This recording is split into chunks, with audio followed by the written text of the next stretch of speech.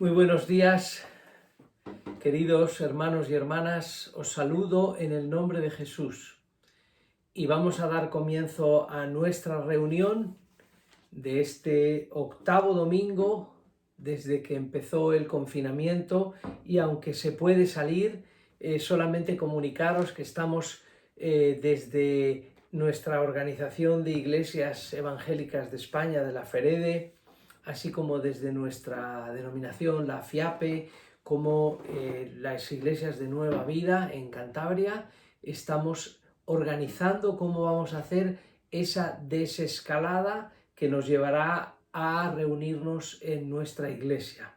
No tengo que deciros que no va a ser como antes, creo que casi nada va a ser como antes, pero por causa de las medidas de seguridad, porque obedecemos a las personas que entendemos que saben más que nosotros de todo esto, y porque en manos de alguien nos tenemos que poner, porque si no esto sería un desbarajuste.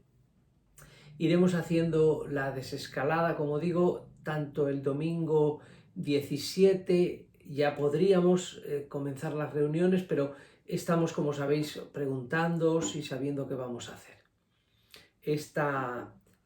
Esta mañana de este domingo, que vamos a tener dos partes, este mensaje y también la mesa del Señor, como solemos hacer cada primer domingo de mes, quisiera comenzar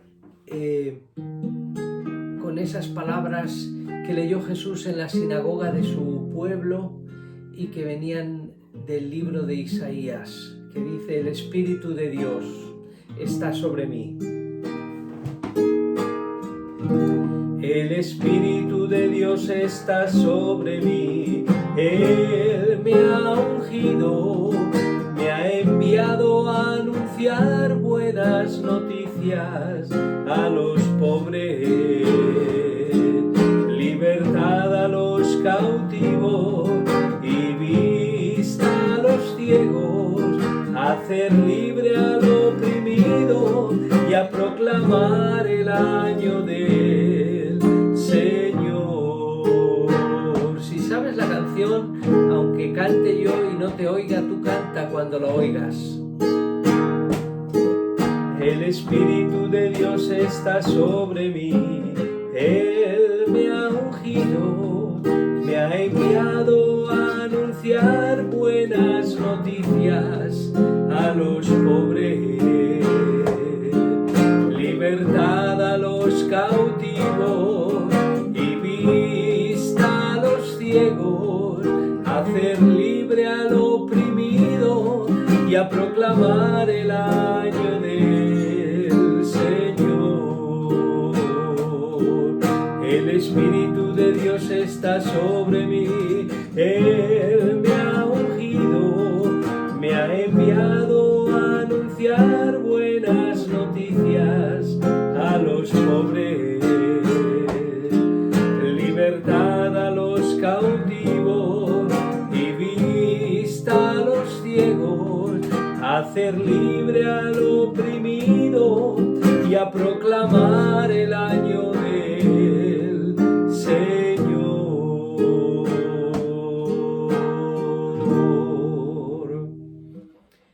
Cuando Jesús leyó este texto del libro de Isaías, invitado por el responsable de la sinagoga, y dijo: estas palabras se cumplen hoy, los que le escucharon no lo entendían.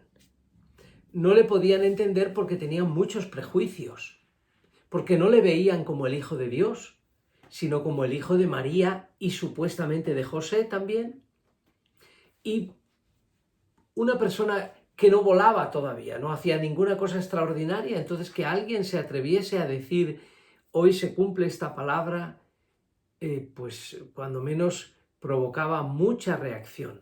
Lo que solemos llamar oponerse a la obra de Dios. Si yo te pregunto si tú crees que eres alguien que te puedes oponer a la obra de Dios, estoy seguro que piensas: yo no.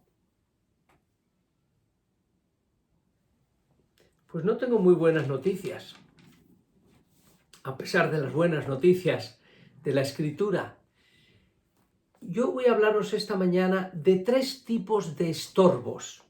Y casi seguro, como vais a comprobar, que todos nosotros en algún momento tenemos ese estorbo delante que no nos deja o que no nos hace entender y no nos ayuda a hacer la obra de Dios. De lo que os quiero hablar hoy es precisamente de eso. Hay que hacer la obra de Dios.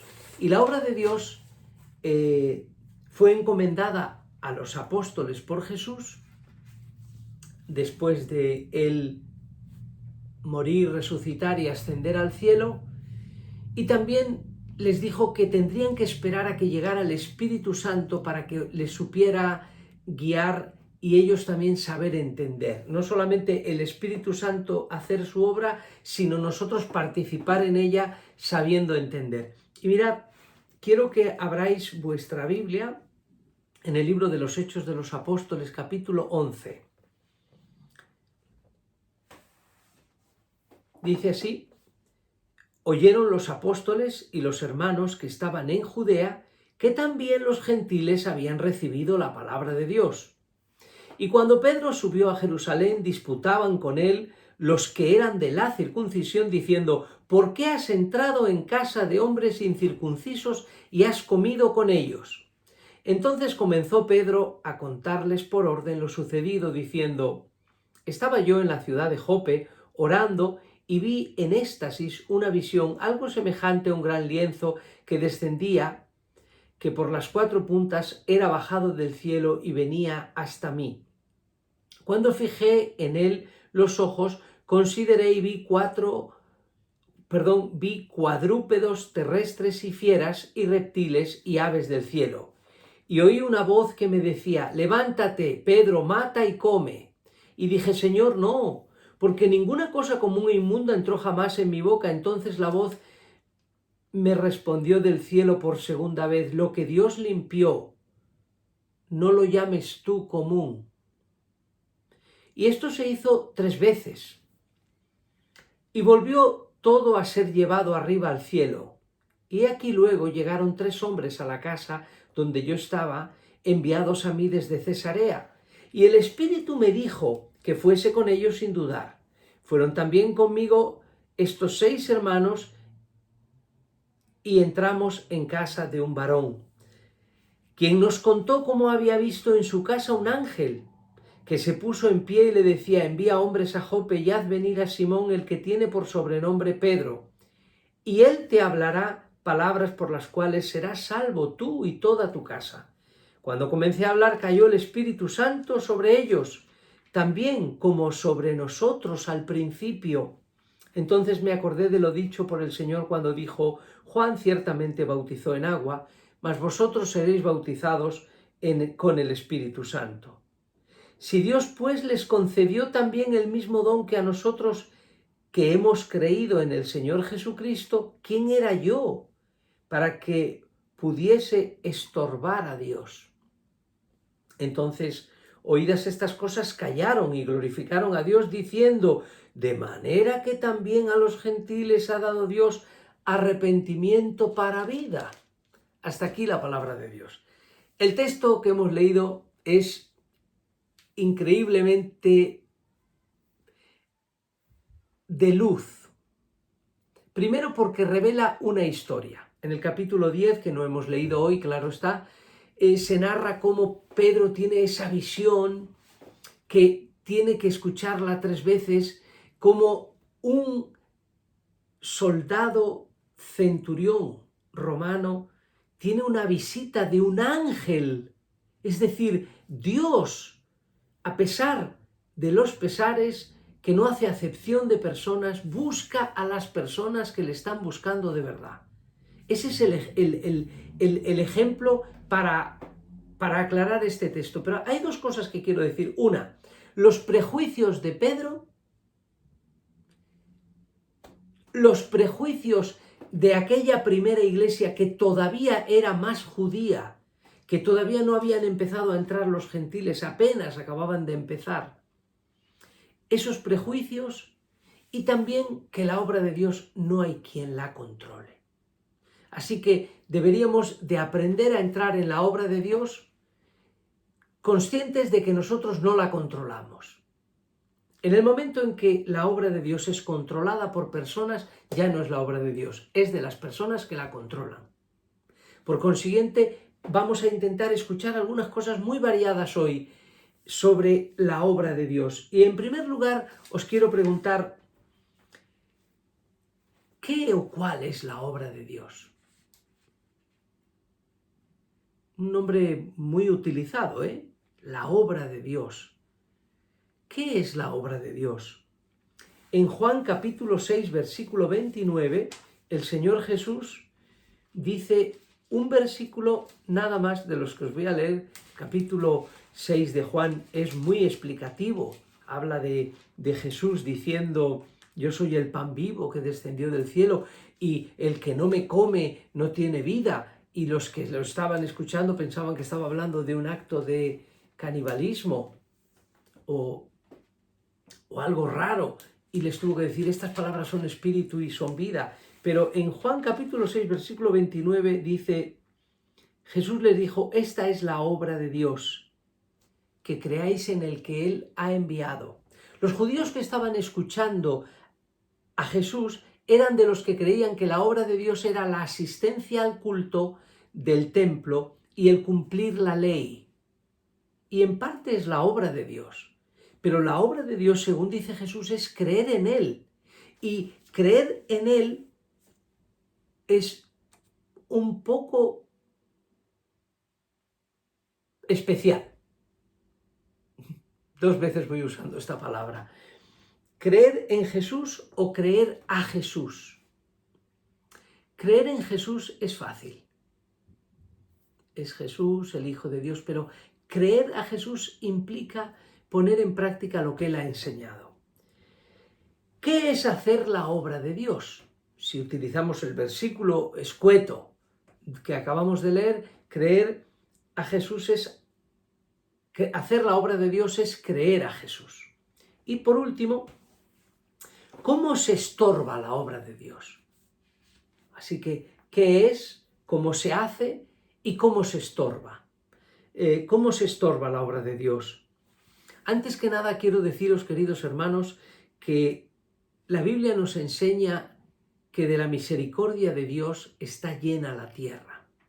Así que Dios es más grande que nuestros fallos, Dios es más grande que nuestros estorbos, no hay nadie que pueda parar la obra de Dios. La única pena es el impedimento que sobre nosotros o los perjuicios que sobre nosotros vamos a encontrar. 3 tipos de estorbos. Así que, tomando el texto que hemos leído por referencia, vamos a hablar de los estorbos a la obra de Dios. Y en primer lugar, el texto comienza diciendo que oyendo los que estaban en Judea lo que acababa de pasar en casa de Cornelio en Cesarea, era una cosa que se oponía a su entendimiento de lo que era la obra de Dios. Es decir, hasta ese momento, todo lo que concernía a Dios estaba circunscrito al pueblo de Israel, al pueblo judío. Es más, Jesús, todos los discípulos que había tenido hasta ese momento eran judíos. Así que los de Judea, y por eso hace esta referencia, dice, se habían enterado que los gentiles habían recibido la palabra de Dios. Y esto era poco más o menos una cosa muy, muy complicada. Se iba a empezar a resquebrajar todo lo cultural, todo lo religioso, todas las cosas que habían acumulado encima, todas las tradiciones, todo eso corría peligro. No solamente por las prácticas del Antiguo Testamento, la circuncisión, el cumplimiento de la Pascua, las fiestas judías, no, era algo más. Si entraban los gentiles en la iglesia se iba a remover de su sitio. Así que esta es la primera cosa. quizás deberíamos pensar con un poco de autocrítica, cuántas veces nuestra manera de pensar, incluso lo que para nosotros es bueno, o sobre todo lo que hemos recibido, es lo único, es un asunto estanco. Esto es lo que Dios ha dado y no hay más. Cuando Jesús hablaba durante su vida pública y exponía la palabra de Dios y se presentaba, no le podían ver porque ellos solamente tenían delante el cumplimiento de la ley y que ellos eran el pueblo escogido de Dios. Podemos, sin quererlo, hacer que nuestras tradiciones, nuestra cultura, y me refiero ahora a los que venís también a Peñacastillo, a la iglesia, sin quererlo, nuestras costumbres pueden poner un impedimento de comprensión a las nuevas cosas de Dios. Fijaros, vivimos en una nueva época. Daros cuenta que el mundo ha cambiado, tanto ha cambiado, que como consecuencia de la tecnología y de saber lo que supone este virus, está parado el mundo, por lo menos el primer mundo. Los pobres del segundo y del tercero pararán si los dejan, y si se enteran, y si les informan. Pero nosotros, el mundo ha cambiado. Estamos organizando cómo abrir la iglesia, y los metros que hay que guardar de separación, y los bancos que hay que quitar, y todo esto, y mirándolo dices, madre mía, entonces no vamos a volver a reunirnos como antes, no vamos a tener una gran celebración, no vamos a volver a reunirnos en Cabezón, en el río, para los bautismos, el día de Pentecostés. ¿Qué va a pasar? Pues no lo sabemos, pero Dios no ha cambiado. Y aunque cambien las circunstancias, Dios no cambia. Y aunque cambie el mundo, Dios no cambia. Y aunque cambie nuestra manera de reunirnos, tampoco cambia. Me he llevado una gran sorpresa, el gran número de células que hay en nuestra comunidad de Nuevo Parque, de Peñacastillo. Cuando me ha dicho Felipe el número, estoy sorprendido. Quiero animarte si no estás yendo a ninguna célula. Tienes que acostumbrarte a esta nueva forma de iglesia, a estos grupos, reuniéndonos por Zoom, orando juntos, preocupándonos unos de otros. Estoy gratamente sorprendido de cómo os habéis preocupado de llamaros por lo que me informan, por lo que me entero, de llamaros, de preocuparos si tenéis lo necesario. Me ha gustado que algunos me han llamado diciéndome, pastor, hay tal familia, quizás esté pasándolo mal, hay que ayudarles. Nuestra nueva forma de iglesia, que nos obligan las circunstancias, también nos van a ayudar a dejarnos llevar por el Espíritu, a dejarnos llevar por Dios. Todo va a cambiar. Ahora mismo, para ir a comprar, para salir a pasear, para incluso los que habéis podido empezar a caminar en las horas que tenéis de libertad, los niños, la escuela dominical en la iglesia, todo va a cambiar. Pero lo que son nuestras costumbres, esos no son sacrosantas. Nuestra forma de reunirnos no es lo ideal y lo único. Debemos reunirnos con ese espíritu de escuchar a Dios. Así que quizás nuestras formas, nuestra cultura, y también lo hablo para los que me escucháis, que no estéis acostumbrados a ir a nuestra iglesia o a una iglesia evangélica. Quiero que sepáis que todo va a cambiar, pero Dios no ha cambiado. Si te has quedado en las formas, te has quedado muy superficialmente. Cuando los judíos se enteraron, los judíos cristianos se enteraron que los gentiles acababan de experimentar el perdón de los pecados y la salvación por Jesucristo, se pusieron a temblar porque no encajaba en su mentalidad. ¿Cuántas cosas nos hacen temblar pensando que Dios se haya movido de su sitio? dice el Señor, yo hago nuevas todas las cosas, y siempre está haciendo nuevas, y cada día es nuevo. Por eso decimos, este es el día que hizo el Señor, cada día cuando nos levantamos. En segundo lugar, también los prejuicios, que es nuestra forma de ser.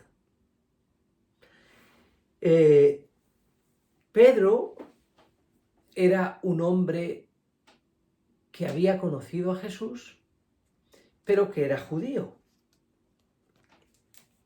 Y cuando digo pero que era judío, no me refiero como en algo negativo, sino esa era su raza, esa era su cultura, esa era su educación, esa era su sangre, su familia, su identidad. Y la identidad nos hace ser lo que somos, pero también nos hace a veces rechazar por lo que nos han enseñado, a lo que no es de nuestra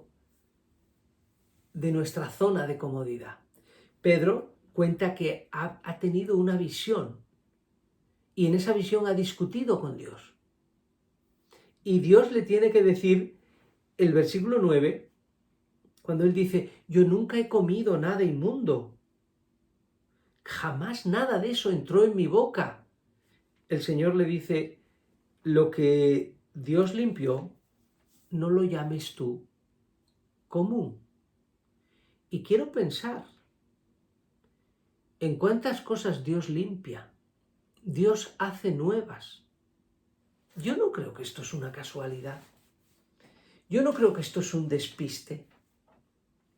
Incluso aunque alguien lo hubiera maquinado, Dios está en su trono y su obra va a prevalecer. El cielo y la tierra pasarán, pero mi palabra no pasará. Y el Señor le dijo a Pedro que las puertas del Hades no prevalecerán contra su iglesia espiritual. Los prejuicios, nuestros prejuicios que nos hacen saber lo que tenemos que saber y lo que no tenemos que saber, lo que está bien y lo que está mal, y somos capaces de discutir con Dios y decirle, nunca he hecho esto, o esto no lo voy a hacer. El Señor le dice a Pedro, no llames común a lo que Dios ha limpiado, porque lo que Dios limpia es santo, es puro. Y en tercer lugar, dentro de este punto todavía, lo más interesante del caso es que Pedro tiene que convencer a los judíos cristianos que también los gentiles han experimentado lo mismo que ellos, y les tiene que mencionar, dice, como al principio, como el día de Pentecostés, ellos comenzaron a hablar en otras lenguas. Me quedé sorprendido y por consiguiente, versículo 17 al final, ¿quién era yo que pudiese impedir la obra de Dios? Mirad, esta no es la primera vez que lo dice en los Hechos de los Apóstoles. Gamaliel tiene que decir en una ocasión a los del Sanedrín, no impidamos la obra de estos hombres galileos, no sea que nos encontremos peleando contra Dios. La obra de Dios es más grande que toda la que yo pueda controlar. Yo quisiera dejarme usar por el Espíritu Santo para ser un colaborador de su obra, uno más, una piedra más de esta iglesia, un edificio espiritual que hace Dios en el que yo formo una pequeña parte. En tercer lugar están los agentes del mal. Y cuando digo los agentes del mal me refiero a las obras de las tinieblas.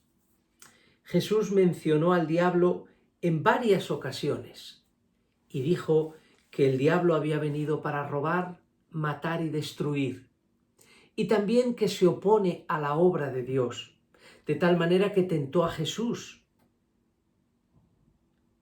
Le tentó, le desafió a no creer a la palabra de Dios y a creer en otros razonamientos en otros puntos de vista, hasta en las tres necesidades fundamentales del ser humano.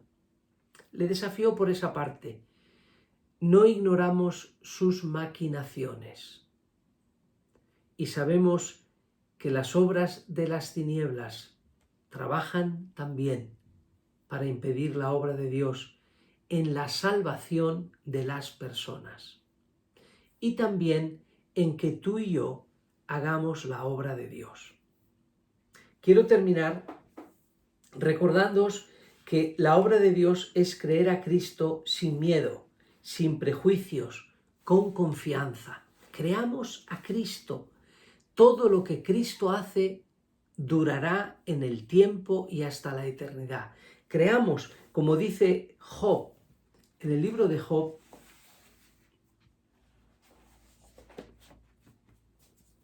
capítulo 32, dice el amigo Eliú, el amigo de Job, que estaba enfadado con sus otros amigos y con Job también, le dice: ciertamente espíritu hay en el hombre y el soplo del Omnipotente le hace que entienda. Ciertamente espíritu hay en el hombre y el soplo de Dios le hace que entienda. Necesitamos que Dios nos haga entender cuál es su obra. Necesitamos que el soplo del Omnipotente nos haga entender en qué momento de la historia de Dios estamos. ¿Qué va a pasar? No, sino sencillamente a ser llevados por el Espíritu y por el viento. El Señor va a llevar a cabo su obra. Dejémonos mover en esa obra. ¿Cómo ha hecho Dios su obra? Pues con su Espíritu. Nos ha utilizado a nosotros, ha utilizado a hombres y a mujeres a lo largo de la historia, pero la obra es de Dios. De manera que debemos descansar en esto. Y dice Juan capítulo 3, versículo 8, en esa discusión tan especial que tiene el Señor con Nicodemo, le dice: los que son guiados por el Espíritu no saben ni de dónde vienen ni a dónde van. Así son todos los que son guiados por el Espíritu. Quiero que sepas que lo mejor es no saber.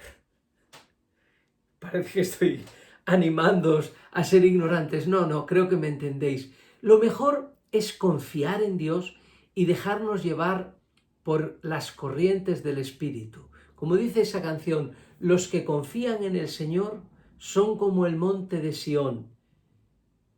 Los que confían en el Señor son como las águilas que son llevados por las corrientes del Espíritu. No tenía preparada esa canción. No sé si me voy a atrever a tocar esa canción antes de terminar. Recapitulo. Pedro es puesto a prueba por el Espíritu Santo.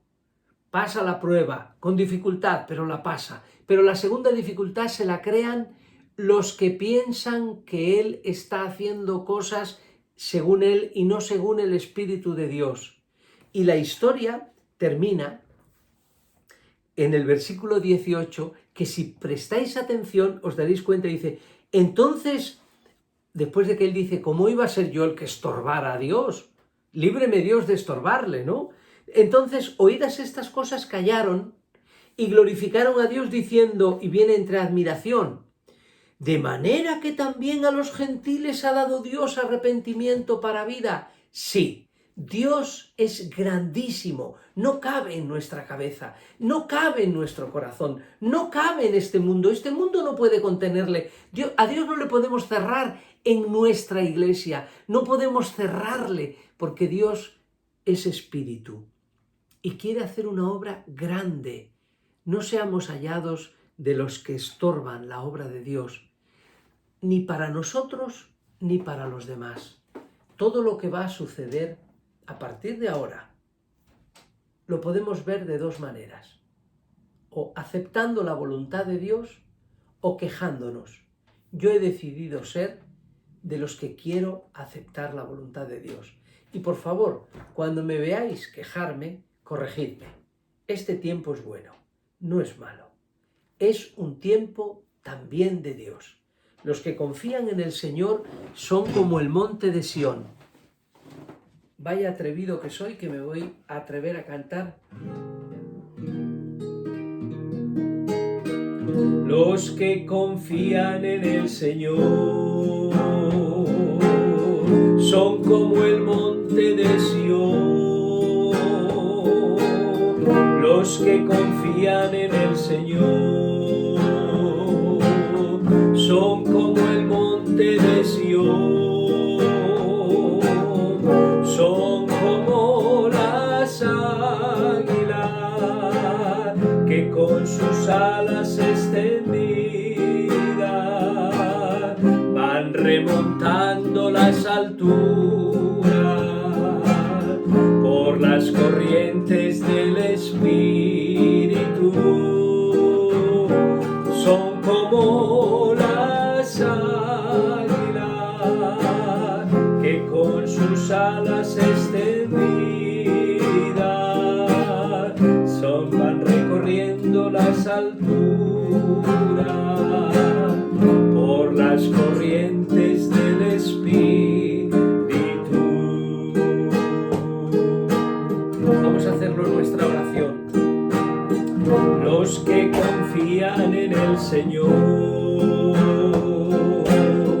son como el monte de Sión. Los que confían en el Señor son como el monte de Sión. Son como las águilas que con sus alas extendidas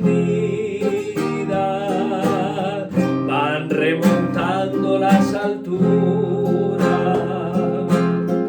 por las corrientes del Espíritu. Son como las águilas que con sus alas extendidas van remontando las alturas por las corrientes del Espíritu. Muchas veces hemos dicho la frase, lo mejor está por venir, y ahora nos daría como un poco de miedo, pero no tengamos miedo.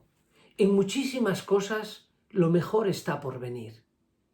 Dios está en su trono y quiere hacer su obra en ti y a través de ti. Cree a Jesús. No solo cree en Jesús, sino a Jesús. Señor, queremos alabarte y queremos bendecirte en esta mañana y darte gracias por tu amor, manifestado de tantas maneras, como hemos dicho, de tu misericordia está llena la tierra. Eres tan misericordioso que haces salir el sol sobre justos e injustos, y que nos das tiempo para arrepentirnos y nos manifiestas una y mil veces tu bondad, tu amor y tu perdón. Una vez más oramos por nuestra situación, tanto personal y familiar como de nuestro país y del mundo. Que nuestros gobernantes, nuestros y los del mundo, sepan cómo resolver esta situación y que tú, Señor, intervengas, que pongas tu mano y que nos ayudes. Quiero pedirte porque nunca nosotros seamos personas que estorbamos a tu obra, sino que dejemos que tu Espíritu Santo nos haga entender, como hemos leído en el libro de Job. Su Espíritu hace que entiendan. Señor, hazme entender tus caminos, muéstrame tus caminos y tus sendas. Oramos por las personas que están despidiendo a sus seres queridos para que tú les fortalezcas. Oramos, Señor, también por los que están enfermos para que salgan de esto. Y oramos por todos los que nos sirven, desde los agentes del orden hasta los camioneros, los de las tiendas y farmacias, todas las personas que de una u otra manera hacen que este mundo funcione, Señor, y ayúdanos a todos también a salir de casa pensando en los demás y no solo en nosotros mismos. Que tú nos bendigas, Señor, y que tu paz esté con todos nosotros. Te lo pedimos por Jesús, nuestro Señor y nuestro Salvador. Amén y amén.